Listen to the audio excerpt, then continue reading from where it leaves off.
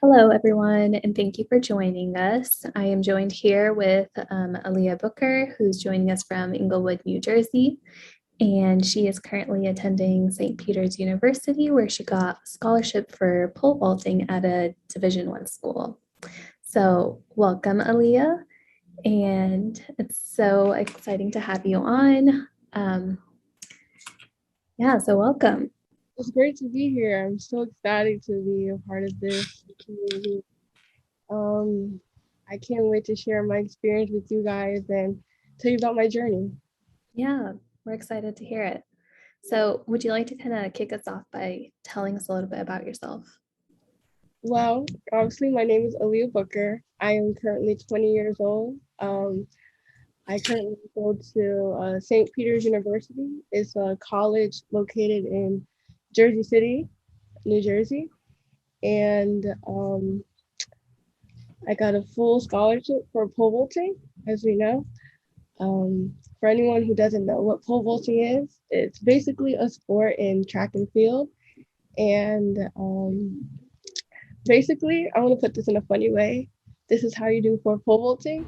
You would basically like hold a stick and then run down a long runway, and then you jump over a high pole.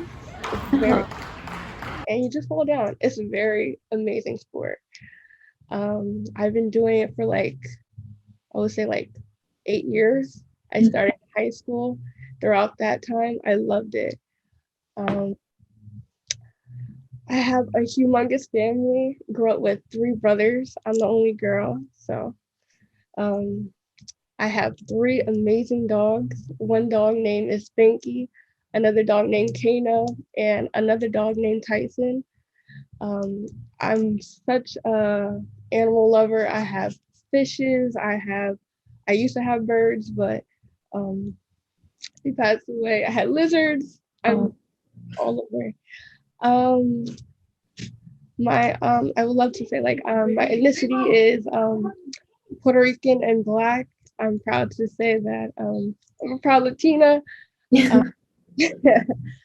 And I was born with golden heart syndrome when I was very young.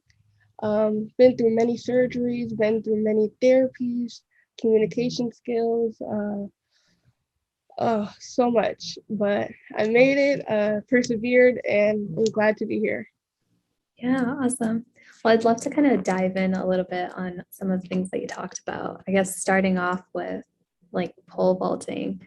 So how high are we actually talking about? Because you said a stick and then you kind of go a little bit high. So how high?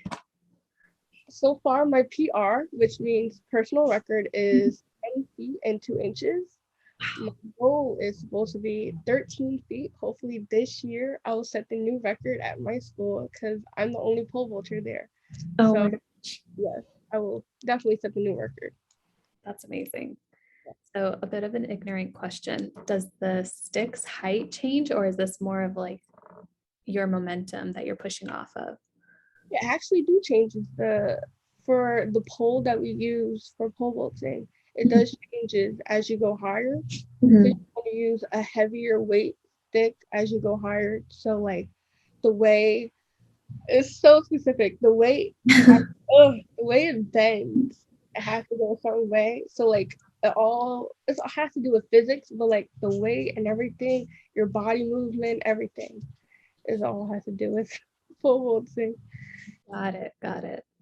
Yeah, we'll definitely have to add in some clips here if you have some. That would be pretty cool. But what got you started? So you started in high school. So kind of what led up to that? Funny story you say that. All throughout my life, I did gymnastics when I was young. Gymnastics, everything, every day gymnastics, day and night, sleep, eat, repeat, gymnastics, everyday gymnastics. And then I would say during middle school, that's when I called it a quit. And when I finally made it a quit, my mom's like, "Oh my gosh, Aaliyah, you need to try pole vaulting." What is that? I'm thinking what is pole vaulting? I never heard of that. That's very rare. She was like, "It's the sport where you run and you go over the stick, and I'm like, well, no, I'm not doing that. That's just too scary. Out of my no. And she signed me up for high school, the track team, and I'm like thinking like track and gymnastics, like that does not, combine. Yeah. But, she put me into track. I always remember the first day of pole vaulting. I was there, my little short self, so shy, just ready to tackle onto this new sport. And once I tried it, I fell in love with it.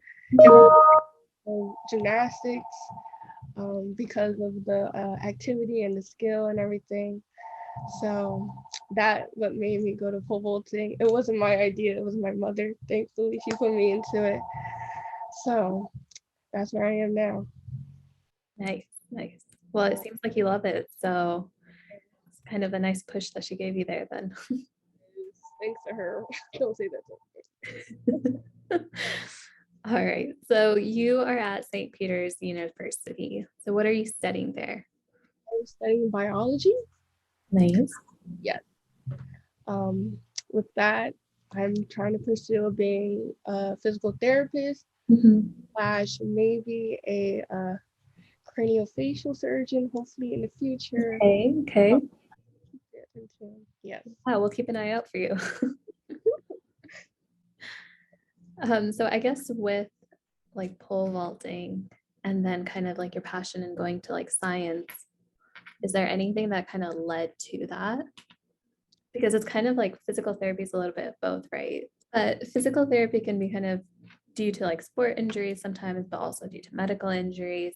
So I guess, were there any sport or medical injuries that kind of led up to inspire you to kind of pursue biology and physical therapy and maybe surgery? That's actually funny you say that. I never thought of that, like how it could like correlate with each other. No. What made me realize my passion and dream in life, what to do, is because of my life and my syndrome. And I finally realized that, like, I would say, like, the beginning of my freshman year of college. Because I never, like, I would say, like, brought light to my syndrome. Always, like, ashamed of it. And then I finally realized, like, I built the confidence, built the strength. So I finally realized, like, why hide who I am? Be allowed to help others out, So it's my passion. I want to help others just like me. Yeah, that's amazing. Yeah. Is there like a point that you can like pinpoint that was the turning point, or do you think it was just like something gradual? Ever since I was young, teachers, friends, bullies, people around me used to, make fun of me, comment, stare all the time. And I never was like used to it. I was always like, what are they looking at me? Like, why is and I never accepted myself then. And I thank them for like the criticism. I would say, yeah, the criticism would motivate me, I think, to the person who I am, because without them, I wouldn't be able to know all like my passion, pole vaulting. I wouldn't be able to without them, I wouldn't be able to be the person I am. Like I wouldn't be confident. I wouldn't be strong, brave, um, respectful, caring, kind without them, because what my mom used to tell me, always kill them with kindness. When no matter what anybody does to me, like mean, hard, like just say anything bad or just disrespectful, always, bring a light to it. Like, don't ever sit down to their level and everything. So I would say my haters motivate me to, be the person I am. They motivate me. So yeah. That's awesome, because that's actually kind of a hard skill to do, to take the hatred and make it into something like positive and motivating. It took time, but once you have that mentality, like, who cares about, what they think about you? It's all about you. Yeah. Right. You can take over the world. Right. Yeah. You have to believe in yourself before anyone else can believe in you. Always. Don't. Yeah. Yeah. Most definitely. Would you say that like any of the, so I guess now we're kind of talking about like the positive side of that journey of kind of like the criticism and the stares and Right. But at any point, do you feel like that hindered your like day to day or like affected you? Or do you feel like your facial difference affected you? Or was it more of like the people and their kind of mean remarks or just stares? I would say both, because when I was younger, I never really understood like why I look like this. Mm-hmm. I always look around like, why does everyone look so alike, and I'm the one like standing out, like different.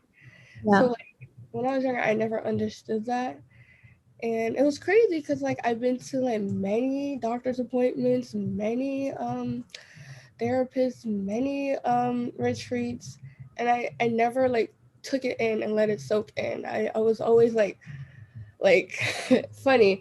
I was always like, oh, like I felt normal. Like I felt so normal. I'm like, wow, look at the other kids like at retreat. I'm like, why am I here? Why am I here? You know, like, okay, like they look different. Like I felt like I was in a different, like I was not the same as them. And Right. was. Mhm. I felt so normal. Like I was like, why am I here? Like I'm like, oh, okay. Yeah. And I think, you know, growing up and actually looking back at that time, like, you know, the doctors and all those, you know, appointments, finally realized, like, you know, like this is who I am and this is how I look. And I finally took the time to like research my syndrome and like understand every, you know, aspect of it, and finally understood like there was no like there was no mistakes. Mm-hmm. This is who I am. This is how I came out to be. There was nothing, no mistakes. Yeah. This is how, like, you know, God wanted me to be. This is me, you know. Right. So I think once I took that and like, you know, stick it in my brain, like, you know, repeat it to myself all the time, like this is me. You're like, I think affirmations Mm-hmm. help. You know, keep saying it to yourself. Keep saying it, and like just, you know, just keep doing it every day, and it will help you. And I think that helped me led to be the person who I am, and most definitely the haters and the criticism, most definitely big role, as I said earlier. But definitely, like I would say, like just research, learn more about like where you come from, like your syndrome, and like others. Reach out to others, people that you know, like you know. Yeah, I think social media is a perfect place to, you know, do that. Mm-hmm. Yeah, I think that affirmations, haters, criticism, um, yeah, I think that what built me to be the person I am, my confidence level. Yeah. Yeah. Awesome. Someone actually told me, I don't remember when this was, it was maybe a couple months back.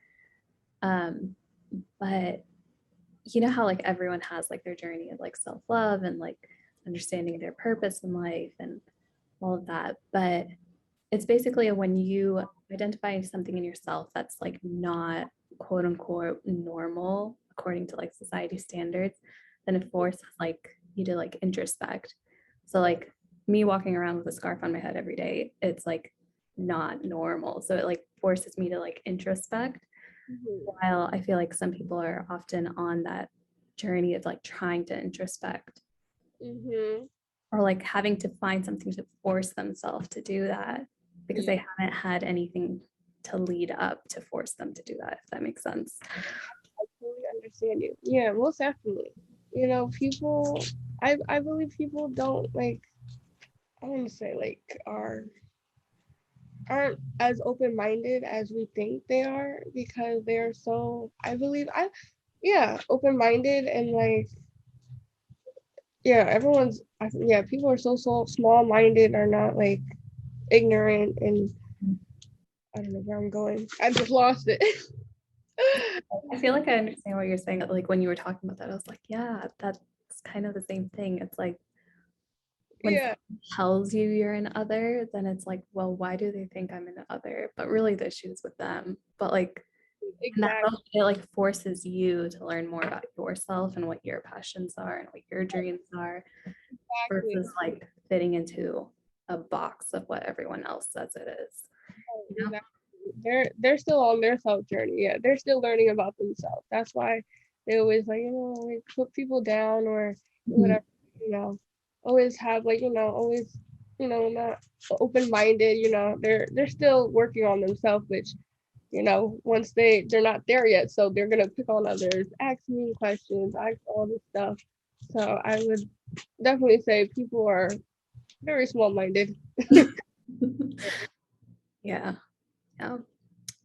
Well, I guess a kind of closing question that I have would be, is there any advice that you would give? I would definitely, yes. I would like to say, for everyone out there, please step out your comfort zone and do what you do. Do what you love to do. No matter what you look like, no matter what disability or deformity or anything you have, you can do anything in this world. As long as you put your mind to it, you could like literally take over the world. Like, don't care what anyone says. Like, just keep doing what you do. Just be you. That's all that matters. Just be you. Don't be nobody else. Just be you. And just love life. Be happy. Take on new chances. Do new risks. Like do anything you put your mind to. And that will take you beyond your mind could even imagine. Yeah. And yeah. Yeah. Be the honest, like, version of yourself and like find the little joys if that means like getting an extra coffee instead, like water. Just have fun. Do it. Go for a walk. Yeah. Yeah. Just live life. Don't care what nobody says. Just be you. Yeah. Yeah. Well, Aaliyah, I have enjoyed having this conversation with you today. Is there anything you would like to, I guess, add? Anything else? Oh, I just want to say never give up. That's I would that's the motto that stuck with me forever. Just no matter how hard life is, never give up. Never. Because you never know what's on the other side. Like there's so much things bigger and better in store for you. You don't know. Just keep going. I know you guys got it. You just keep pushing no matter what. Yeah. Thank you for having me. I really appreciated it. Thank you so much. And thank you for like sharing all of this wisdom and also kind of background about pole vaulting and helping me like take away a bit some ignorance on pole vaulting. But no, it's been a pleasure talking with you. And I just want to give you a quick shout out. So Aaliyah is actually one of our virtual summer interns for 2022. So be looking out for some projects that she'll be working on. But other than that, thank you so very much. And thank you everyone who is joining us virtually. And I hope you guys have a great day. Thank you. Bye. Bye.